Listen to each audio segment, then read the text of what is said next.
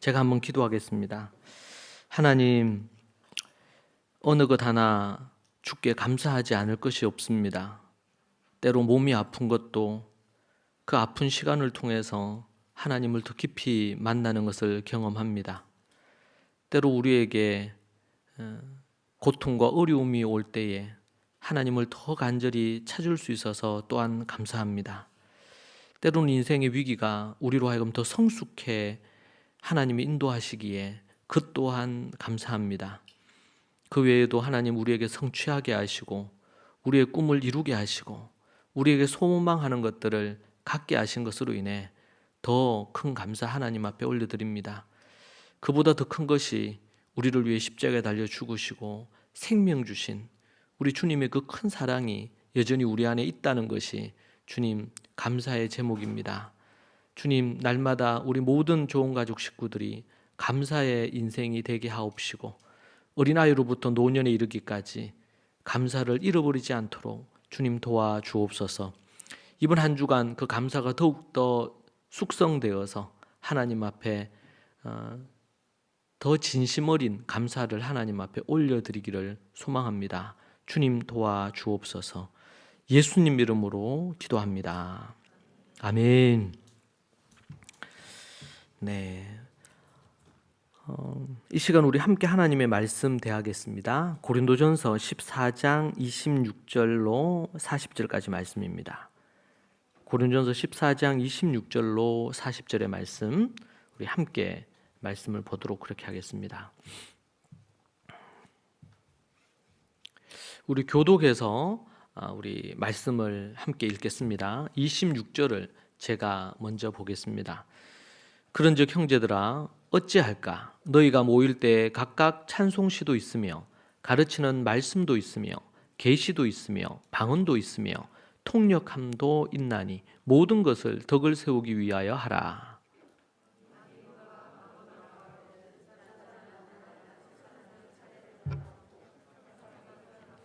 만일 통역하는 자가 없으면 교회에서는 잠잠하고 자기와 하나님께 말할 것이요.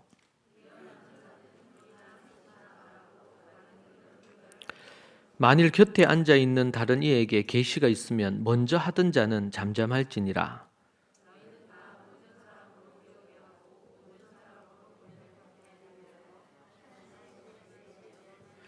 예언하는 자들의 영은 예언하는 자들에게 제재를 받나니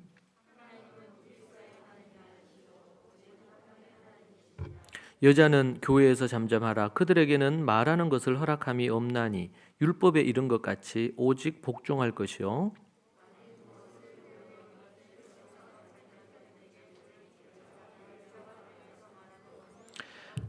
하나님의 말씀이 너희로부터 난 것이냐 또는 너희에게만 임한 것이냐.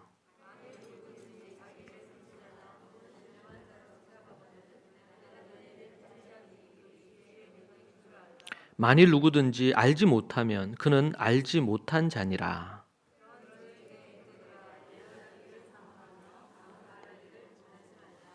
같이 봅니다. 모든 것을 품위 있게 하고 질서 있게 하라. 아멘. 이 돈이 많다고 해서 그 사람이 품위가 있거나 품격이 있는 것은 아닌 것 같습니다. 좋은 학벌을 가졌다고 해서 그 사람이 품위 있는 사람이라고 꼭 말하기는 어려운 것 같아요. 예수님께서 부자들에 대해서 얘기하면서 진짜 부자들이 있고 돈은 엄청 많은데 부자라고 돈이 많다고 다 부자는 아니라고 그렇게 말씀하셨던 것을 우리는 알고 있습니다. 그래서 부자가 천국에 들어가는 것이 낙타가 바늘기로 들어가는 것보다 더 어렵다고 얘기하셨죠. 사도 바울은 유대인이라고 다 유대인이 아니라고 하셨습니다. 예수님도 아브라함의 자손이라고 다 아브라함의 자손이 아니다 이렇게 말씀하시죠. 바리새인 중에서 예수님의 설교 말씀을 듣고 예수님께 질문하면서 더 배움을 얻고자 질문할 때에 하나님 나라에 가까운 사람이라고 바리새인이 칭함을 얻는 사람이 있는가 하면 예수님에게 다수의 바리새인들이 질문했지만 그것은 진실된 질문이 아니었기 때문에 하나님 나라와는 멀고 종교 생활자라고 그렇게 얘기하셨던 것을 우리는 기억합니다. 우리는 지금 고린도전서의 말씀을 우리가 계속 보고 있습니다. 바울이 고린도 교회에 이 편지를 쓰게 된 이유를 우리는 생각하게 됩니다. 1장부터 총 16장까지 있는 이 고린도전서 말씀 중에 우리는 지금 14장에 와 있고 지금 이번 10월 달이 11월 달이 총 9개월째 우리가 고린도전서 말씀을 보고 있습니다. 다음 달이 되면 고린도전서가 끝이 나는데 1년에 거의 가까운 시간 동안 우리가 고린도전서를 공부했었습니다. 고린도전서를 쓰면서 바울이 고린도 교회에 얘기하고 싶은 것 중에 하나는 오늘 40절의 말씀입니다. 모든 것을 품위 있게 하고 질서 있게 하라는 것입니다. 모든 것을 품위 있게 하고 질서 있게 하라. 바울이 고린도전서 16장까지 기록하고 있는 그 내용의 핵심이 뭐냐? 고린도 교회 성도들이 지금 품위를 잃어버리고 질서를 잃어버린 채 다투고 또 죄 가운데 거하는 그들에게 진짜 품위 있는 삶을 살면 좋겠다. 그러면서 긴 편지를 쓰고 있습니다. 예수님께서 십자가에 달려 죽으신 것은 십자가에서 우리의 죄를 사하기 위함이고 오늘 본문의 40절의 말씀으로 하면 우리를 그 죄에서 건져서 품위 있는 품격 있는 삶을 살게 하기 위하여 예수님이 십자가에 달려 죽으신 것입니다. 빌립보서 1장 27절에 이렇게 나옵니다. 오직 너희는 그리스도의 복음에 합당하게 생활하라. 오직 너희는 그리스도 복음에 합당하게 그리스도 복음과 그리스도의 가르침인 말씀에 합당하게 생활하라. 이것을 고린도전서 14장 40절로 한다면 품위 있고 질서 있게 하라 라는 말씀이 될 것입니다. 그래서 오늘 제가 제목을 품위 있는 성도다 그렇게 제목을 붙여보았습니다. 계시록 14장 12절에서도 이렇게 나옵니다. 성도들의 인내가 여기 있나니 그들은 하나님의 계명과 예수에 대한 믿음을 지키는 자니라. 성도들을 칭할 때 뭐라고 얘기했냐면 성도들에게 인내가 필요한데 그 인내는 무엇을 위해 인내가 필요하냐면 첫 번째는 하나님의 계명을 지키기 위해서 인내가 필요하고 또 하나는 예수님에 대한 믿음을 지키기 위해서 인내가 필요하다. 이 두 가지를 위해서 성도들은 인내하며 성도의 삶을 살아야 된다. 하나는 하나님의 계명을 지키는 거다. 바울이 고린도전서 1장부터 지금 이르기까지 계속 준 것은 고린도 교회 성도들이 지켜야 될 계명, 삶의 지침, 그것을 얘기해 주는 것입니다. 복음으로 거듭나서 십자가의 보혈로 부활의 능력으로 거듭난 이들은 이런 삶을 살아야 된다. 한국교회뿐만 아니라 전 세계 교회가 기독교가 발흥한 이후로부터 복음에 대한 강조 그리고 거듭남에 대한 강조들이 많았습니다. 그러면서 십자가를 많이 강조했습니다. 근데 그것은 이제 구속사라고 얘기합니다. 근데 그게 너무 지나치게 강조하다 보니까 그 구속이 갖는 의미를 잃어버렸는데 그것을 목적사라 그럽니다. 구속하신 목적을 이루는 건데요. 그것이 뭐냐면 복음에 합당한 생활을 하는 것입니다. 우리를 죄에서 건져내신 목적과 이유가 거기에 있다는 것이죠. 그래서 계시록 14장에서도 뭐라고 해요?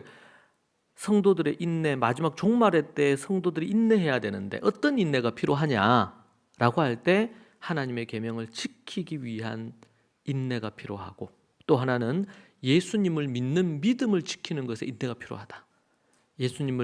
예수님으로 꼭 구원이 아니다라는 것으로 계속 우리를 사단은 세상은 유혹할 거니까 또 하나님의 말씀에 같이 십계명이나 예수님의 산상순이나 수많은 예수님의 가르침, 예수님의 계명들이죠. 새 계명을 우리에게 주셨는데 그걸 굳이 안 지켜도 된다. 갖가지의 죄를 범하고 이렇게 하더라도 세상이 그렇게 흘러간다. 우리를 계속 유혹하고 넘어지게 하려고 하는 것이죠.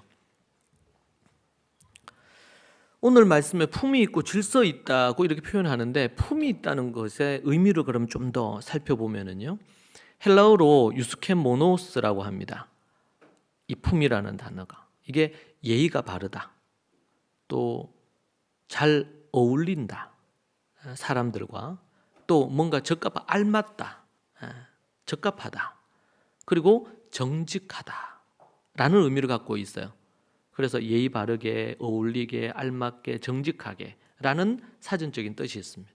제가 다른 번역본을 보니까 다른 번역본에서는 점잖게, 또 앞에서 얘기한 것처럼 예의 바르고, 또 적당하고, 그리고 적절하게 이렇게 번역을 해두었습니다. 이 말은 우리 문맥의 흐름을 보면 지금 고린도전서 12장부터 14장은 은사장이라고 알려져 있습니다. 은사에 대한 이야기입니다. 은사에 대한 이야기를 12, 13, 14장에 얘기를 하다가 13장에서는 그 은사를 행하기 위한 12부터 14장까지 그 센터에 뭘 뒀냐면 사랑장을 뒀어요. 은사를 행하는 데 있어서, 은사로 서로 성도들이 함께 섬기는 데 있어서 가장 중요한 것이 사랑이다. 그래서 사랑은 오래 참고 친절하며 쭉 15가지가 나왔죠. 네. 여기서 품이 있다, 유스케모노스라고 하는 것은 교회 안에서 아름답게 조화를 이루어서 서로 예의를 갖추어서 서로를 대하고, 그리고 예의 범절에서 어긋나게 서로를 대하지 말아라. 믿음의 교회 안에서는 서로를 이렇게 대해야 되고, 서로 조화를 이루고 사랑으로 서로 또 예의 범절을 갖추어서 서로를 대하라. 불신자들에게는 흠 없이 예의 바르게 처신을 하라. 그런 의미로 지금 유스케모노스라는 품위 있게 행하고, 지금 결론이죠. 12, 13, 14장의 결론입니다. 결론입니다. 그리고 질서 있게라는 단어가 있어요. 이 단어는 군대 용어라고 합니다. 폭도들처럼 소란스럽거나 무질서하게 그렇게 예배 드리지 말고 질서 있게, 군대에서 질서 정연하잖아요. 규모 있게 예배를 드리라. 지금 이 14장의 부분은 예배 때에 은사를 어떻게 활용할 거냐에 대한 문제입니다. 공적인 예배를 드릴 때 어떻게 할 거냐. 그래서 군대가 질서정연하게 탁 각을 맞추어서 줄지어서 뭔가를 이렇게 하듯이 그렇게 하라는 의미에서 질서 있게라는 이 용어가, 군대 용어를 바울이 사용하고 있습니다. 교회의 덕을 세우려면 개인적인 주장을 내려놓고 자신의 어떤 그것을 좀 자제해야 되고, 서로에게 교회의 덕을 세우기 위해서 애를 써야 되겠죠. 그러기 위해서는 질서 있게 하는 게 참 중요합니다. 품위 있게, 그리고 질서 있게. 교회의 머리 대신 예수 그리스도를 중심으로, 목사님을 중심으로, 교회 리더십들을 중심으로 질서 있게 행하는 것, 참으로 중요한 부분입니다. 자, 그렇게 하기 위해서 첫 번째로 방언과 예언의 은사를 품위 있고 질서 있게 하라고 얘기를 하는데, 26절부터 28절까지 방언에 대한 얘기를 합니다. 26절, 그런즉 형제들아 어찌할까? 너희가 모일 때 각각 찬송시도 있으며 가르치는 말씀도 있으며 계시도 있으며 방언도 있으며 통령함도 있나니 모든 것을 덕을 세우기 위하여 하라. 만일 누가 방언으로 말하거든 2사람이나 많아야 3사람이 차례로 따라하고 한 사람이 통역할 것이요, 만일 통역자가 없으면 교회에서는 잠잠하고 자기와 하나님께 말할 것이요. 그렇게 얘기를 하고 있습니다. 1세기 초대교회 당시에는 예배 형식 속에 우리는 지금 우리 교회에서는 함께 기도하고 경배와 찬양하고 간증도 하고, 또 오늘은 감사 일기도 쓰고, 그리고 설교를 듣고 헌금을 하고 뭐 축복하고 이런 축도, 이런 순서를 갖고 있잖아요. 근데 1세기에는 예배 순서의 부분이 이런 게 있어요. 찬양하고 찬송, 시로 찬송하고, 가르침을 받고 또 하나님의 특별한 계시도 받았던 것 같아요. 그리고 방언도 있었던 것 같습니다. 그리고 그것에 대한 통력이 예배 시에 있었어요.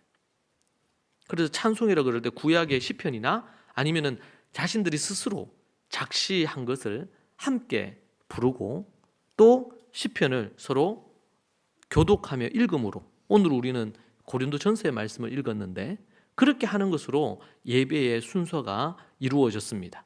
그래서 하나님께 영광을 올려드리고 모여서 함께 예배드리는 성도들에게는 위로와 그리고 하나님의 음성을 듣게 하고 영적인 감동을 불러일으키게 하는 그런 부분이죠. 그러면서 이제 방언이 문제가 됐죠. 고린도 교회는 방언을 무분별하게 하고 이렇기 때문에, 그래서 방언을 말할 때 다음과 같이 지침을 줬어요. 지침을 첫 번째, 최대한 2사람 내지 3사람까지만 말해야 된다. 이것도 한꺼번에 말하는 게 아니고 한 번 공적인 예배를 드릴 때에 방언으로, 예배 순서 중에 방언을 하고 방언을 통역, 그러니까 하나님께서 어떤 음성을 주시는지를 들어야 됐단 말이에요. 그럴 때에 3사람 정도만 한다. 최대 2사람 내지 3사람. 그죠? 우리도 그렇잖아요. 우리가 뭐 예배를 드리는데 간증을 한다. 간증을 하는데 많으면 3사람도 하지만 적게는 1-2사람 정도 한단 말이에요. 근데 방언이 너무, 예를 들면 간증을 너무 많이 해. 그럼 예배 시간에 많은 부분을 간증이 차지해 버리게 되겠죠. 그러니까 질서가 좀 깨트려질 수 있단 말이에요. 그러니까 방언을 하는데, 방언이 그때에는 예배 순서 중에 있었던 것 같아. 요즘은 그렇지 않은데, 근데 그 방언이 고린도 교회에 있었어요. 근데 최대한 3명 이상은 하면 안 된다. 2명 내지 3명. 정한 겁니다. 왜 한꺼번에 동시에 하게 되면 어떻게 돼요? 이게 질서가 없게 되죠. 시끄럽게 되겠죠. 그리고 뭔 말인지 몰라 이게. 그리고 믿지 않는 사람들은 시끄러워서 부정적인 시각을 가져요. 초신자들이 왔는데 막 방언으로 바닥바닥 해. 그러면은 사람들이 놀래가지고 그러지 않겠어요? 2번째는요, 차례대로 해야 된다. 순서 3명을 정했으면 차례대로 정해서 한다. 질서 유지를 위해 돌아가면서 순서대로 해야 되고, 예배가 무질서해지지 않도록, 그리고 목적은 듣는 이들로 하여금 성도들이 유익을 얻을 수 있어야 된다. 교회의 덕이 돼야 된다. 예배를 통해서. 3번째, 한 사람은 반드시 통역을 해야 된다. 통역의 은사의, 방언 통역의 은사가 있는 사람이 반드시 통역을 해야 되고 그것을 해석해 줘야 된다. 통역이 없는 방언은 듣는 사람들이 외국어 듣는 것 이상도 이하도 아니란 말이에요. 뭔 말인지 몰라요. 그래서 바울이 얘기했죠. 1만 마디 방언보다 설교 5마디, 깨달음을 갖고 5마디 가르치는 설교가 더 유익하다. 그렇게 우리 앞에서 얘기를 하고 있습니다. 반드시 통역을 해야 된다. 예배 시에 방언을 순서로 한다면. 4번째는 통역하는 사람이 없다면 교회에서는 예배 중간에 방언 순서는 하면 안 된다. 교회에서는 잠잠하라는 거예요. 이 말이 방언을 하지 말라는 게 아니고 방언할 수 있는데 공적인 예배의 자리에서는 통역자가 없다면, 그렇잖아요. 어디 외국인이 와서 지금 설교를 한다 그럽시다. 그럼 통역이 없으면 그 외국어를 알아들을 수 있는 사람은 듣고 은혜를 받지만 모르는 사람들은 그게 뭔 말을 하는지 모를 거 아니에요. 그런 거와 같단 말이죠. 그래서 교회에서는 그러면 잠잠해야 된다. 왜? 예배 중간에 자기가 방언으로 하나님 앞에 하나님이 주시는 것을 내가 말하고 싶다고 나서서 막 이렇게 하는 사람이 있었던 것 같아요. 그러니까 바울이 그 얘기를 하는 겁니다. 이런 사람들은 홀로 하나님 앞에 기도할 때에, 개인 기도할 때에, 개인적으로 골방에서 기도할 때에 방언으로 많이 기도하라는 거예요.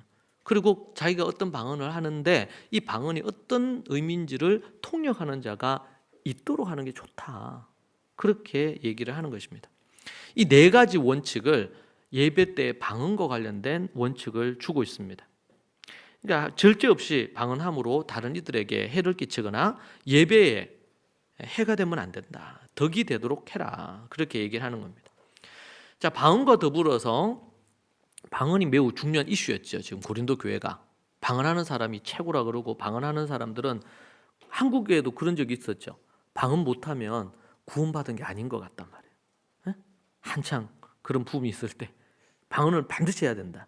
오늘 바울 사도가 얘기하는 게 뭡니까? 누구나 다 능력 행함이겠느냐? 누구나 다 예언하겠느냐? 설교하겠느냐? 이렇게 얘기하죠. 아니, 하나님이 각자 성령님을 통해서 각자 교회의 덕이 되도록 하기 위해서 하나님이 은사를 나누어 주셨다. 그렇게 얘기하고 있습니다. 그래서 방언이 문제가 된 거예요. 또 하나는 예언입니다. 예언을 할 때 하나님은 무질서가 아닌 화평의 하나님임을 기억해야 됩니다. 29절부터 나오는데 예언하는 자는 둘이나 셋이나 말하고 다른 이들은 분별할 것이요. 만일 곁에 앉아 있는 다른 이에게 계시가 있으면 먼저 하던 자는 잠잠할지니라. 너희는 다 모든 사람으로 배우게 하고 모든 사람으로 권면을 받게 하기 위하여 하나씩 하나씩 예언할 수 있느니라.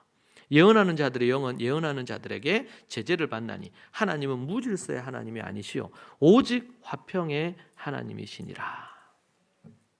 이렇게 예언할 때 또 지침을 줍니다. 예언할 때는 어떻게 해야 되냐면 첫 번째, 둘이나 셋이 말하고 다른 사람들은 그것을 판단하십시오. 하나님께로부터 온 것인지 분별하라는 것이죠. 제가 이스라엘 갔을 때 이 예수님 믿는 유대인들 예배에 제가 함께 참여했습니다. 그때 메신저가 2명이었어요. 2명. 네. 2명인데 한 분 이제 연세가 많은 설교자가 계시고 또 좀 젊은 분이 계셨습니다. 그렇게 해서 그분 2분이 해서 한 1시간 한 반 정도에서 한 2시간 가까이 설교를 하신 것 같아요. 기억에 한 1시간 40분 정도였던 것 같습니다. 그래서 하나님 앞에 깨닫게 하신 거, 우리 교회에 말씀하시는 하나님의 음성을 이제 젊은 설교자 또 연세가 있는 설교자가 함께 이렇게 말씀을 이제 나누어 가지고 먼저 우리 연세 있는 분이 먼저 했던 것 같기도 하고 그래서 이렇게 하더라고요. 하나님께서 주시는 그런 또 그 설교자로서 하나님께서 말씀하시는 은사와 권한을 직분을 준 분들이 그렇게 나누어서 하는 것을 봤습니다. 그래서 제가 우리 교회에서 아이들이 라마드하고 이렇게 한 이후에 이제 5분 때로는 5분, 7분 이렇게 해서 이 강단에서 우리 청소년들이 초등학생들이 설교 말씀을 전할 수 있도록 하게 된 부분도 걔네들이 말씀을 연구하고 이렇게 해서 이스라엘에서 13살 때부터 말씀을 전하는 일을 처음 시작하니까 어릴 때부터 말씀을 연구하고 가르치는 훈련을 해야 되겠다. 그게 되게 동기가 많이 생겼습니다. 제 안에. 그래서 말씀을 또 그렇게 하는 부분들에 우리는 때로는요. 아예 태어나면서부터 교회를 예를 들면 나왔거나 아니면 어렸을 때 교회를 다니게 되면 내가 경험한 그 교회의 모습이 전부라고 우리가 생각할 때가 있잖아요. 근데 성경을 보면 좀 다른 걸 보거든요. 물론 20세기 가까이가 지났기 때문에 변화가 있을 수 있고 문화적인 차이도 있을 수가 있습니다. 그러나 이제 원리는 크게 다르지 않는 부분이죠. 오늘도 우리 성도님이 조현희 성도님이 제가 일독하면서 받았던 은혜인데, 근데 제가 그 내용을 보면서 그진 90% 내용은 읽었던 말씀 중에 깨달은 것을 나누었잖아요. 그것도 어떻게 보면 짧게 자신이 깨달은 것을 나누는 그런 메시지의 일부분이라고 볼 수도 있겠어요. 하나님의 성령님이 각자에게 하나님이 어떻게 역사하시는지, 늙은이에게, 젊은이에게, 어린 아이들의 입으로 깨닫게 하시는 하나님의 음성을 나누고 우리 교회를 향한 하나님의 음성을 듣고 나아가는 것은 매우 중요한 부분이죠. 둘이나 셋이 말하고 다른 사람을 분별하라는 겁니다. 과연 그게 하나님 말씀. 우리 교회 리더십들이 한 번씩 설교한다든지, 예전에는 매주마다 설교도 시켰죠. 제가 리더십들이 할 수 있도록. 그때 이제 제가 그 원고를 제가 먼저 사전에 봤습니다.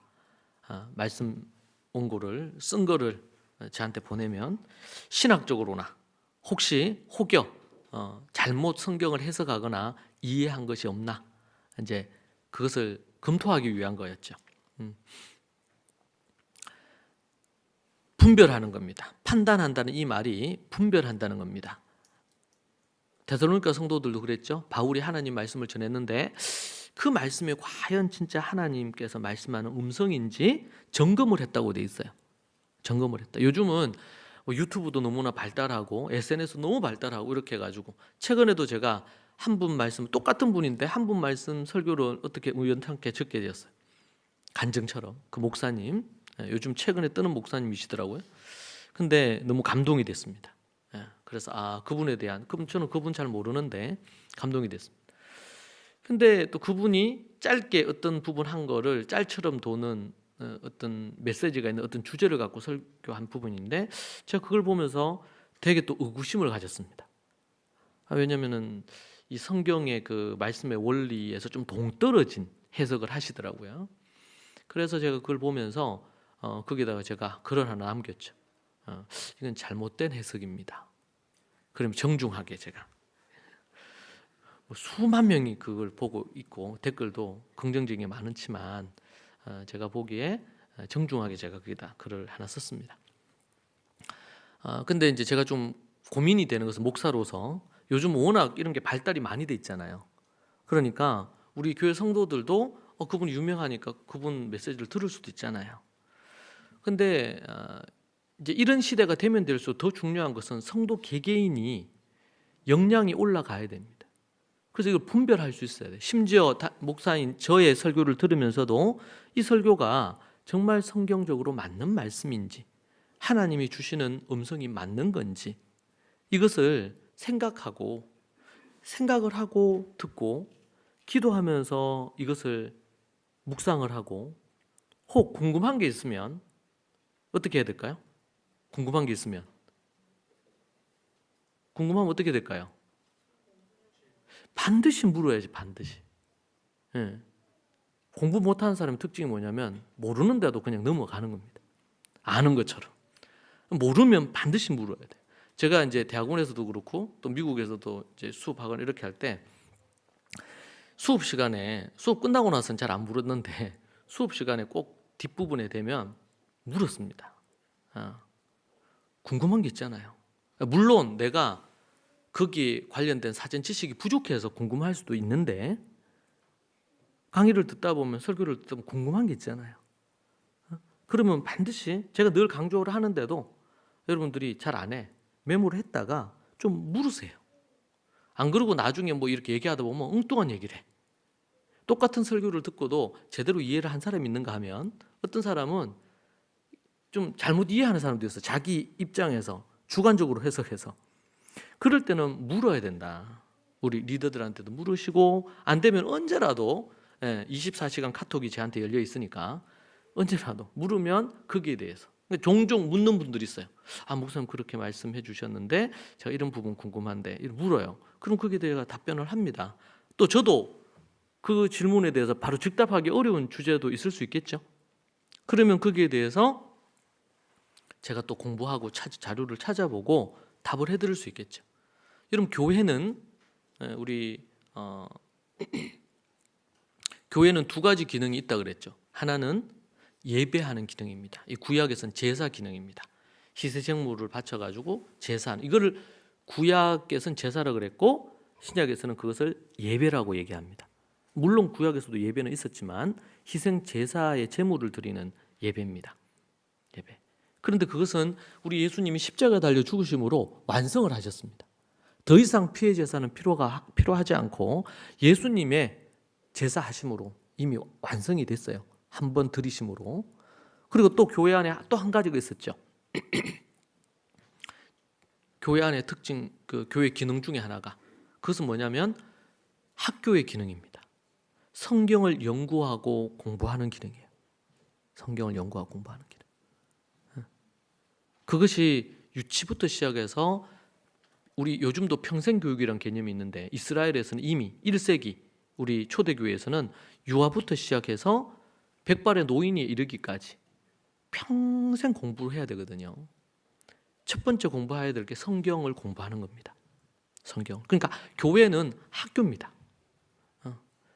교회에서 뭐 성경 공부, 우리나라는 너무 주입식 교육이 강하다 보니까 빡빡이 막 숙제하고 막 달달달달 외우고 이렇게 하는 교육만 하다 보니까 공부 그러면 진절머리를. 그래서 딱 대학 들어가는 그때로부터 학생들이 책을 안 읽어. 책을 안 읽다 보니까 무지해지잖아요. 여러분 전 세계 OECD 국가 중에서 최하위권에 속하거든요. 우리나라가 독서로 있어서는. 참 안타까운 일이죠. 그렇다 보니까 교회 안으로 들어와서도 우리가 성경을 공부합시다 이렇게 얘기하고 그러면 고기를 절절절 흔드는 거예요. 학교에서 진절머리 나게 공부했는데 성경 그러면은. 근데 초대교회에서는 유치 때부터 성경을 공부하고 주석을 갖고 초등 때, 중등 때 두꺼운 주석을 갖고 성경을 연구하고 토론하고 글을 쓰고 13살 때부터는 말씀을 가르치는 일을 시작을 했단 말이에요. 근데 이 시대가 지나면서 교회가 변질되고 이렇게 하다 보니까 그거 아세요? 역사 속에서는 종교개혁이 있기 전에는 사제들 외에 교회라는 공간 외에 말씀을 가르치거나 해석을 하게 되면 잡아서 죽였어요. 화형시키거나 사형을 시켰습니다.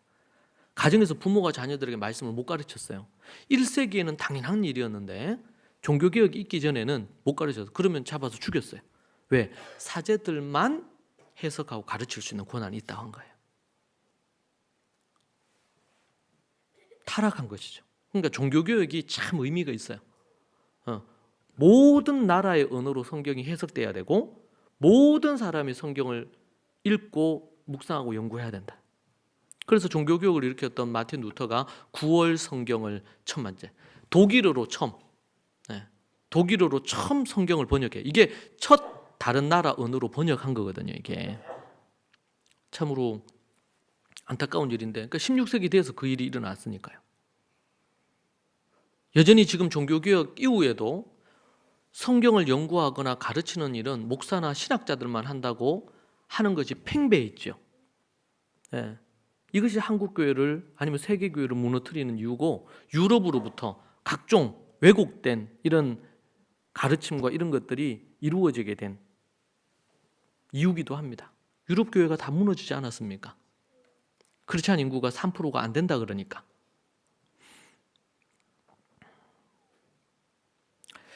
다시 돌아가서 세 사람이 예언할 수 있다. 그리고 그때는 어떻게 해요? 순서 따라 해야 된다. 두 번째, 다른 사람에게 계시가 내리면 먼저 말하던 사람을 잠잠해야 된다. 이 계시와 관련된 부분은 신학적인 논란이 꽤 있습니다. 그래서 우리가 계시받았다 이런 얘기를 현대에는 하면 안 된다 주장하는 그룹이 있는가 하면, 일부 그룹은 현대에도 계시가 있다라는 거예요. 어떤 그룹은 성경 66권으로 계시는 완성됐다, 더 이상 계시는 없다, 이 계시에 대한 조명은 있을 수 있고 해석은 있을 수 있지만 없다. 또 어떤 그룹은 지금도 계시는 있다, 이렇게 얘기하는 부분이 있거든요. 이거는 논란이 되게 심한 부분이고 이게 연구가 필요한 영역이기도 합니다. 어찌되었건 그런 부분이 있는데, 지금 1세기 당시에는 보니까 고린도 교회 안에 하나님의 어떤 그런 계시를 받은 사람들이 하나님께서 우리에게 얘기하시는 부분에 대한 어떤 얘기를 할 때 그 부분에 대한 메시지를 주는 메신저가 있지만, 그러나 그때에 두세 사람이 그런 부분에 대한 하나님의 계시를 얘기했던 것 같습니다. 자, 그런데 지금 고린도 사절단이 지금 에베소에 있는 바울에게 와서 고린도 교회의 문제에 대한 얘기를 했잖아요. 그들이 영이 막혀가지고 하나님의 계시를 그러면 제대로 못 받은 것 같아요. 왜? 그들이 지금 다툼이 있고 분파가 나누어져서 막 아볼로파, 바울파 이렇게 막 싸우니까, 게바파 이렇게 막 싸우는 데 있어서 그 하나님의 계시가 있었으면 그것에 대한 것을 누군가가 말을 하고 거기에 순종을 했어야 되는데 그런 것들이 완전히 무너진 것 같아요. 그러니까 바울에게까지 어떻게 해야 될지를 얘기를 하는 겁니다. 그래서 다른 사람에게 계시가 내리면 먼저 말하던 사람은 잠잠해야 된다라는 겁니다. 세 번째는 한 사람씩 차례대로 예언을 해야 된다는 거예요. 그렇게 함으로 모든 사람이 분명히 알아들을 수 있도록 배워야 된다. 그리고 격려와 위로를 받을 수 있겠죠. 하나님의 말씀을 전하면 위로받을 자 위로를 받습니다. 격려가 되기도 합니다. 때로는 설교를 듣다 보면 죄가 드러나니까 하나님 앞에 회개의 역사가 있기도 하겠죠. 성령님의 인도하심을 따라서 순서를 정해서 그렇게 질서 있게 예언하라. 예언은 지금으로 얘기한다면 설교를 얘기하는 겁니다. 설교. 예언이라는 게 미래에 대한 일을 말하는 것이 아니고, 그것도 있겠지만 하나님의 말씀, 구약과 이 말씀, 그 당시엔 신약이 없었으니까 구약의 말씀을 풀어서 설명해 주는 것을 지금으로 얘기하면 설교지요. 그것이 바로 예언이라고 이게 표현되어진 겁니다. 네 번째는 예언하는 사람들의 영들은 예언하는 자들에 의해 통제를 받아야 된다. 이 말은 뭐냐면 정말 저 예언, 설교가 하나님으로부터 온 건지, 구약에서는 거짓 선지자들이 있었잖아요. 그리고 성경에 보면 후메네오와 알렉산더라든지 이런 에베소나 아니면 교회 안에 지도자급들이 있단 말이에요. 그 지도자들이 하나님의 말씀을 전하는데 그 말씀이 왜곡되거나 잘못될 수 있는 거예요. 그래서 그것을 분별하는 게 필요하다는 겁니다. 그래서 예언하는 사람들의 영들은 예언하는 자들에 의해서 통제를 받는단 말이에요. 여러분, 한국 교회에도 꽤 유명하고 탁월한 그런 목회자들, 그런 설교자들이 있으시죠. 근데 그분들이 참 믿음으로 성령의 능력으로 시작을 하셨다가 때로는 타락하는 경우도 있고 넘어지는 경우도 있지요.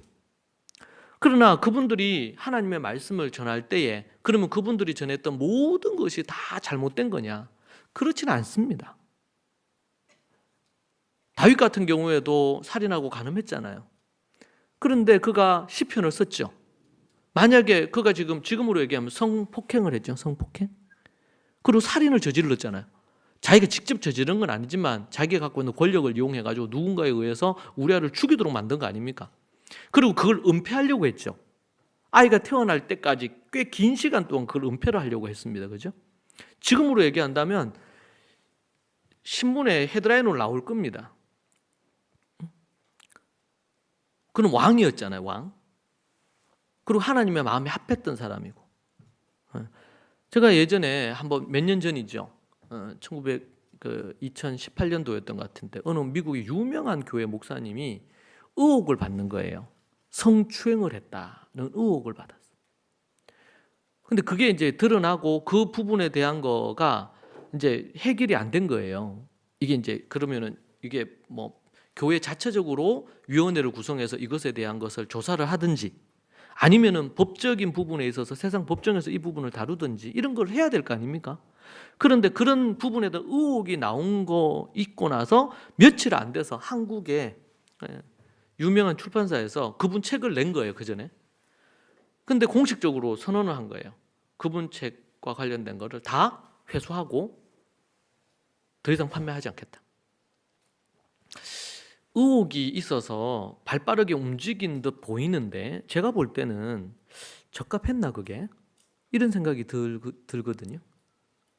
네. 물론 다윗도 하나님 앞에 범죄하고 잘못되고 그것으로 인해서 하나님 앞에 심판을 받죠. 하나님의 징계도 받고 회개하고 돌이켜서 용서함을 받지만 그러나 그때 이후로 그가 죽을 때까지 그것에 대한 대가를 지불하며 삽니다.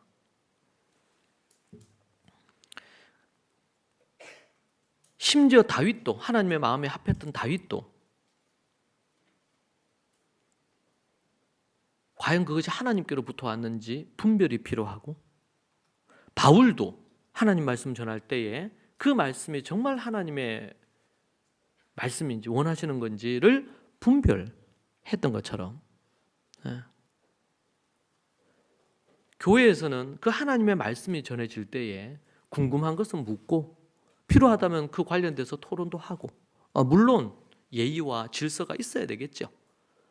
그리고 합리적인 토론이 돼야 되죠. 막 어거지로 자기 주장하듯이 정치인들이 어디 토론하듯이 말해요. 그런 식으로 하면 안 돼요. 억지스럽게. 그리고 하나님이 뭐라고 얘기하시느냐에 초점을 두고 그렇게 들어야 되겠죠. 여러분, 이스라엘을 어두움 속으로 이끌었던 부분이 거짓 선지자들이었습니다.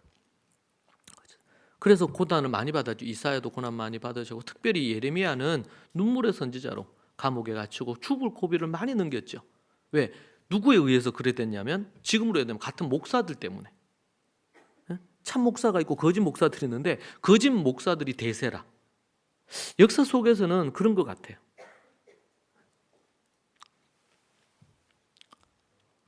그래서 영들을 분별하는 게 필요하다.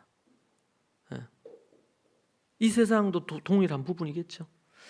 자, 그래서 여기서 이제 얘기하는 게 뭡니까? 방언을 하든 예언을 하든 순서를 정해서 적절하게 하고 품위 있게 하고 적합하게 하고 적절하게 하고, 그것이 교회의 식구들이 볼 때 적합하다. 여론이 다 옳은 건 아니지만 그러나 다수의 성도들이 볼 때 적합하다. 이걸 또 우리가 무시해서는 안 됩니다. 그런 것에서 우리 또 민주주의가 나온 거니까. 자, 우리가 먼저 생각할 것은 이 방언이 되었던 예언이 되었던 간에 하나님이 주신 은사를 특별히 1차적으로는 예배에 이것을 할 때에 품위 있고 질서 있게 해야 한다라는 겁니다. 그리고 또 하나는 이렇게 되지 않는 이유가 뭘까요? 방언을 하는데 막 앞다투어서 하려고 하고 질서를 따라 안 하고, 예언을 하는데 누가 이렇게 하는데 누구는 하고 나는 안 시켜주고, 방언하는 사람 많았단 말이에요. 그때 고린도 교회. 누구는 하고 왜 나는 안 시키고 말이지. 이런 부분들이 된단 말이에요. 왜 그럴까요? 왜 그런 부분이 생길까요? 33절에서 40절까지의 내용을 천천히 보면 교만 때문입니다. 사람이 교만한 거예요. 여기 이제 중간에 어떤 게 나오냐면 33절에 보면 하나님은 무질서의 하나님이 아니시오 오직 화평의 하나님이시니라. 모든 성도가 교회에서 함과 같이 무질서하면 안 된다. 화평해야 된다. 내가 하고 싶었는데 우리 캠프하거나 이렇게 하거나 뭐 애들 그거 하고 나서 뭐 발표하거나 이렇게 하면요, 누구는 해. 그럼 또 자기 안 시켜주면 좀 삐져요 애들. 어른들도 그런데 애들은 뭐 더하지. 이제 그럴 때에 화평을 유지해야 돼요. 제가 세워질 때 이유가 있겠지. 그러려면 자기가 높아지려는 마음을 내려놓을 수 있어야 되거든요. 이게. 내가 볼 땐 쟤보다 내가 더 나은 것 같은데 왜 나 안 시켜주나? 이렇게 생각할 수도 있잖아요. 무질서의 하나님이 아니다. 그리고 또 무질서해진다는 것은 뭐예요? 서로 화평을 이루고 평화롭게 지내야 되는데 서로 막 다투는 거예요. 싸우는 거예요. 지금 아볼로파, 바울파, 게바파 이러니까 뭐 이 세 파에도 안 속아. 우리는 예수파다 막 이러면서 그리스도파도 있었죠. 그래서 교회가 쪼개진 거예요. 네 사분했어요. 참 안타까운 일이에요. 자, 그런데 여기 34절, 35절이 나와요.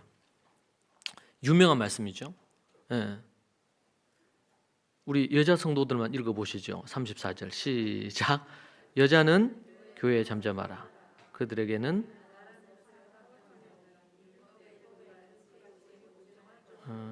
읽는 순간 화가 나는 본문입니다. 여자는 교회에서 잠잠하라. 이건 이제 잘못 해석해서 오해가 많이 있죠. 이걸 교회에서는 여자들이 그거 하면 안 된다. 우리가 앞에서 우리가 봤습니다. 12장에 보면 여자가 설교할 때, 여자가 대표 기도할 때, 그때 여자들은 머리에 수건을 써야 된다. 이렇게 얘기했어요. 기억나십니까? 여자들은. 그 말은 교회에서 그 당시에 여자들이 바깥에서, 지금은 그럴 필요 없어요. 세상에서 주로 머리에 수건을 안 쓰는 여자들은 몸을 파는 여자들이나 난잡한 여자들이 그러했습니다. 그렇기 때문에 교회 안에서 이 수건을 쓰라 여자들이. 특별히 여자들이 어떻게 할 때?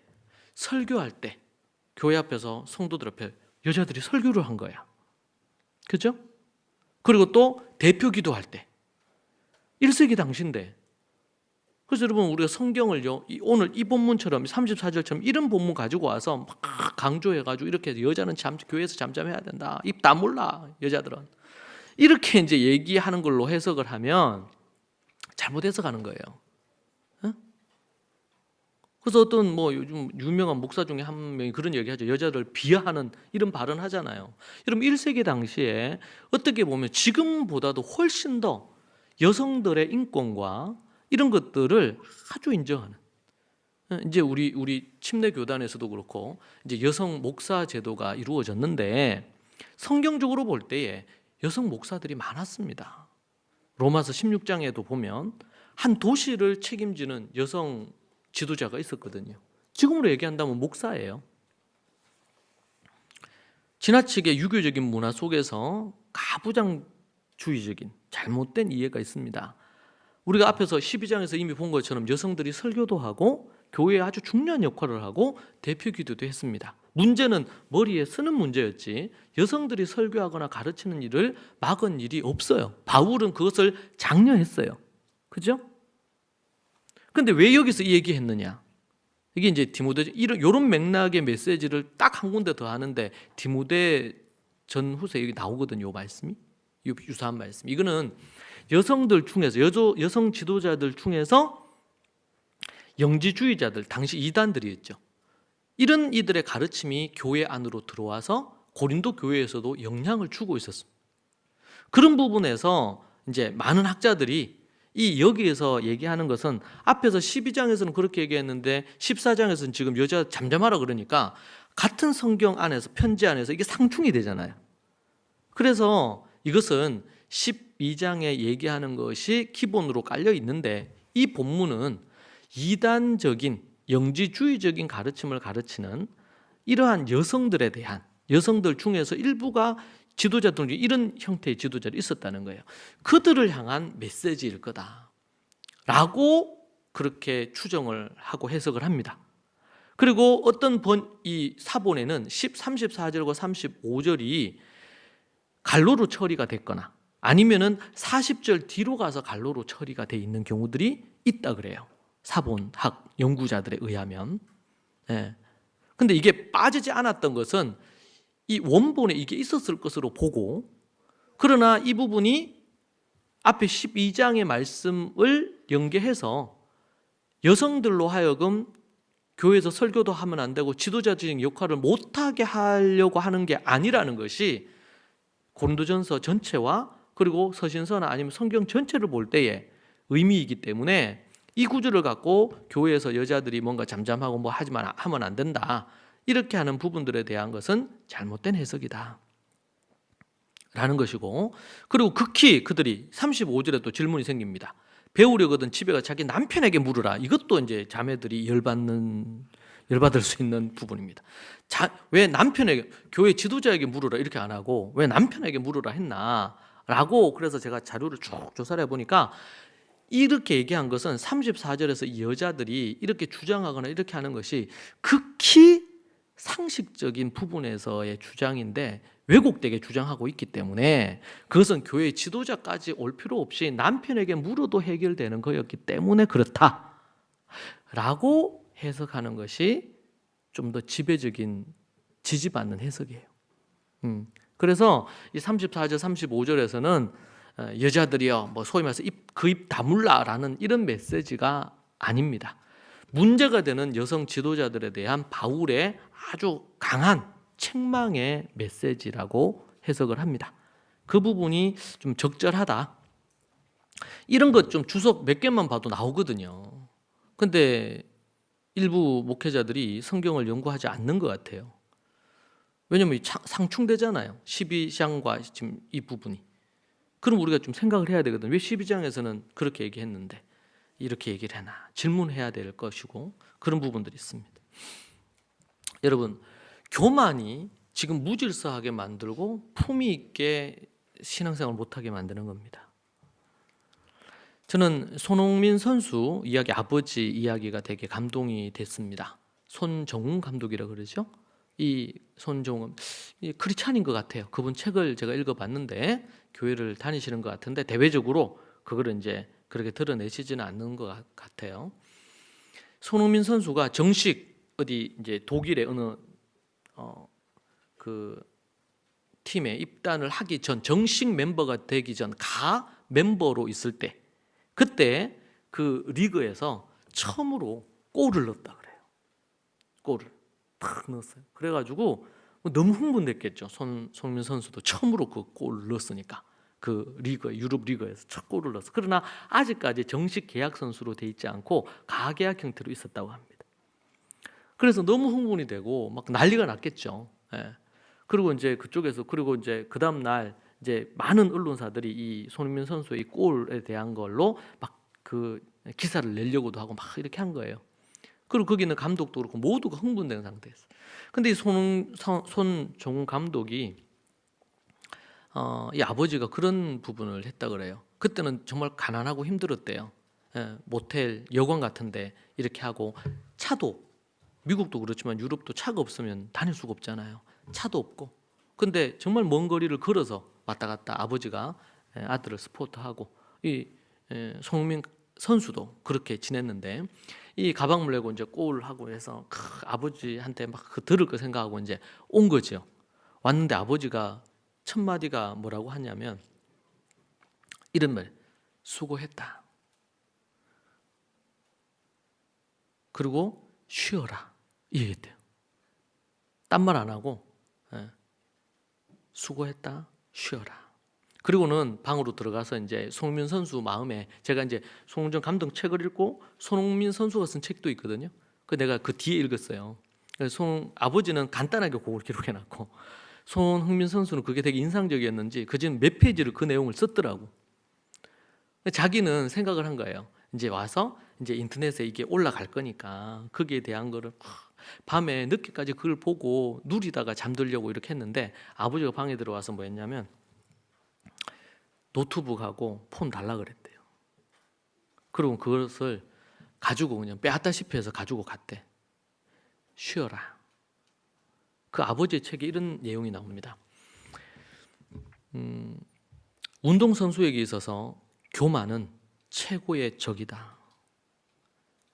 교만하게 되면, 내가 지금 이 골을 넣었다는 것에 흥분이 돼서 마음이 기고만장해지고 사람이 교만해지면 이거는 이제 출발에 불과한데, 겸손하게 다음 경기를, 내일 경기를 위해서 컨디션 관리를 해야 되는데 거기에 심취해 있으면 좋은 선수가 될 수가 없다.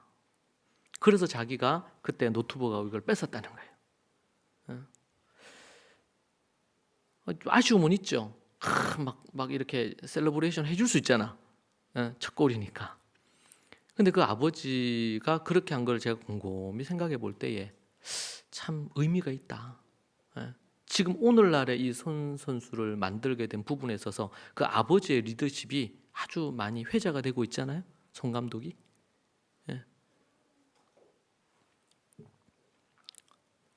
그 아버지가 걱정한 게 뭐냐면 교만하지 않는. 최근에도 제가 보니까 요번에 득점왕이 됐잖아요. 손흥민 선수가. 아시아 선수로는 최초라고도 얘기하고 이렇게 하는데 득점왕이 됐어요. 근데 그 아버지는 뭐야? 아직까지 좀 몇 프로가 부족하다. 월드 클래스로서는 부족하다. 모든 언론이 월드 클래스라고. 그렇죠. 유럽 리그가 제일 그거 한 리그인데 거기에서 득점왕이 됐으니까 월드 클래스가 맞겠죠. 그런데 아버지는 절대로 월드 클래스라고 얘기해요. 월드 클래스로 적합하지 않다. 아직까지는 한 10% 정도 부족하다. 월드 클래스 그 그룹에 들어가려면. 그러면서 그 아버지가 하는 이야기가 뭐냐면, 꽃은 언젠가 떨어지는데 높이 올라가면 올라갈수록 떨어져서 다칠 일이 더 많다. 늘 겸손하지 않으면 안 된다는 거예요. 제가 그분 책을 읽으면서 참 큰 감동이 됐어요. 그분은 그냥 운동 선수 출신이고 한때 뭐 국가대표까지 그걸 할 수 있었지만 그냥 몇 게임 뛰지 못하고 소위 말해서 실패한 운동 축구 선수였고, 그리고 지금도 감독으로 유소년 아이들 가르치고 이렇게 하지만 유명한 그런 부분 아닙니다. 아들 때문에 유명해졌지.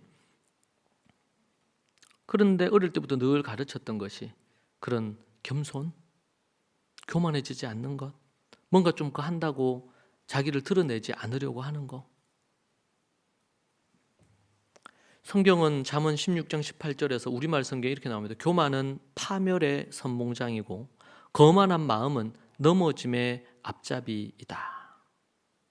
교만하니까 자기 은사만 강조하고 자기가 잘났다고 생각하고, 심지어 바울을 판단하고 정죄하고 무시하고, 담임 목사인 아볼로 목사님을 함부로 대하고, 이러면서 교회가 완전히 풍지박산 날 상황이 된 겁니다.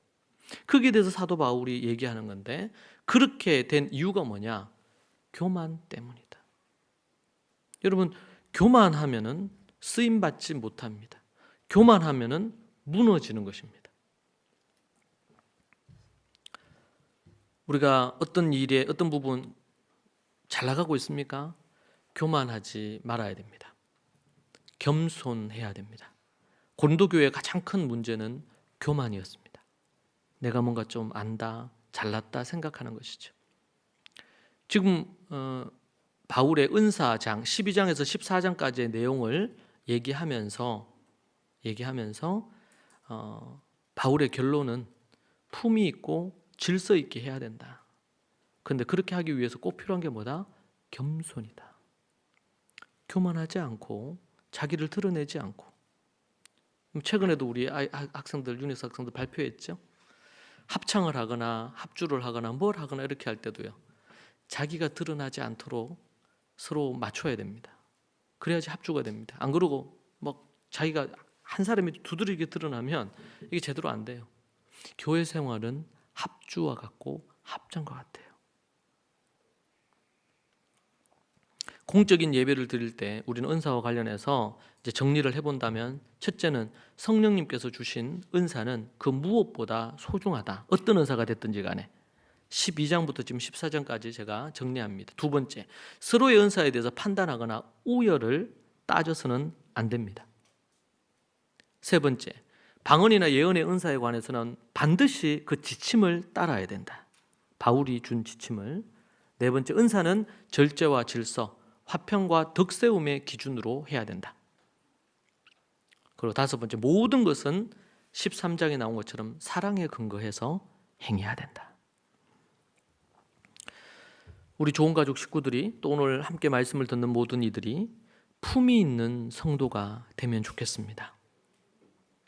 이 품위는 1차적으로 예배의 은사 활용에 대한 지침으로 바울이 말씀하신 것입니다. 그러나 2차적으로는 우리 40절에 보니까 모든 것을 품위 있게 하고 질서 있게 하라고 말합니다. 모든 것이라는 것은 신앙 삶의 전반을 얘기하고 교회 생활 전반을 향해서 얘기하는 것이 될 것입니다. 우리가 정말 하나님 앞에서 품위 있는 신앙인, 질서 있는 신앙인, 그런 모습을 갖출 때 그게 교회 안뿐만 아니라 우리가 직장이나 학교나 사업체나 모든 삶의 영역에서 여러분들의 그 모습이 예수 그리스도를 드러내고 예수 그리스도의 그 뜻을 이 세상에, 여러분 겸손하고 그리고 품위 있고 질서 있는 사람을 믿지 않는 이들도 좋아합니다. 그들의 모습을 보면서 예수님을 알게 될 것입니다. 여러분 모두 다 복음에 합당한 품위 있는 우리 저와 여러분 성도들이 되면 좋겠습니다. 기도하겠습니다. 하나님 아버지, 감사합니다. 우리를 십자가에서 피 흘려 죄에서 건져주시고 생명 주신 그 은혜가 얼마나 감사한지, 한시도 잊지 않고 눈을 뜰 때마다 잠들 때마다 늘 우리가 기억하며 살기를 소망합니다. 거듭난 자답게 복음에 합당하게 품위 있는 우리 믿음의 식구들이 되게 하옵소서. 주장하는 자세가 아니라 겸손히 섬기는 자세가 되게 하옵소서. 교만이 틈타려고 할 때에 즉시 그것을 분별하여 예수님의 이름으로 내어 쫓을 수 있도록 도와주시고, 이미 우리 안에 교만한 부분들의 조각들이 남아있다면 제거할 수 있도록 도와주시고, 늘 겸손한 우리 좋은 가족 모든 식구들, 어린아이에 이르기까지 되게 하여 주시옵소서. 예수님 이름으로 기도합니다. 아멘.